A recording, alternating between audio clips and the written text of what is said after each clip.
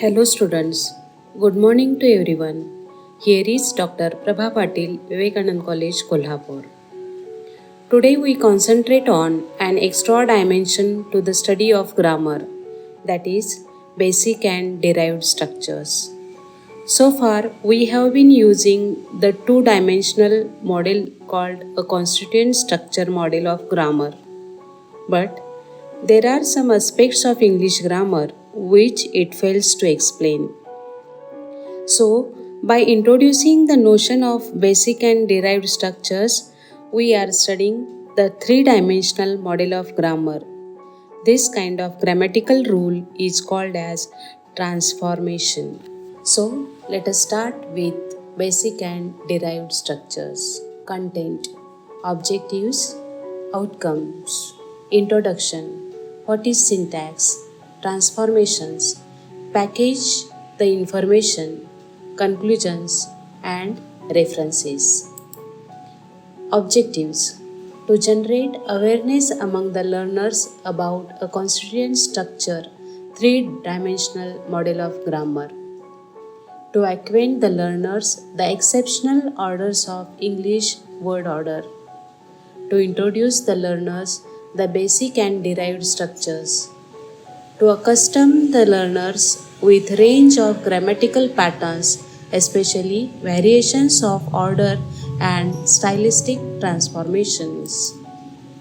Outcomes. After studying this unit, learners will be able to apply a constituent structure three-dimensional model of grammar. The learners will be able to provide complete syntactic analysis for complex sentences of English. They will be able to use various experimental methods of syntactic structure, the basic and derived structures. They will be able to design and run their own experiments for spoken and written modes. Introduction. In previous models, we have studied phonology, morphology, and syntax, that is, related with phrase, clause, and sentence structures of English language. A description of English so far has been aimed at the analysis of various structures that make up the language, paying attention to notions like form and function, that is, constituent structure model of grammar. However, this approach sometimes fails to account for certain structures. In this module, we review the notions of basic structure, derived structure, and transformations. Basic structure, which does not show application of transformation rules. Derived structure, which results after rules have been applied to basic structures, and transformations, which can be considered as rules that allow a clause to change its structure to a different one. What is syntax?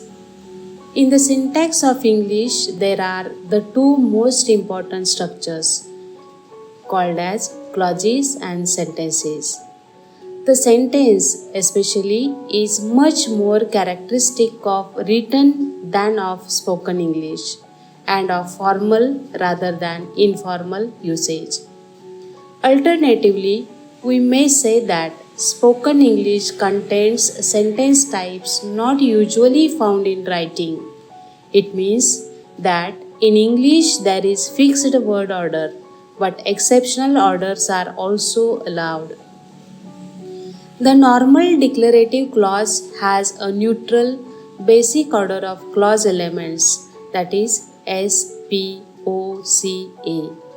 The other clause types, for example, questions, relative clauses, can be explained as systematic derivations from this expected order. For example, I like ice cream. The basic order of this sentence is SPO.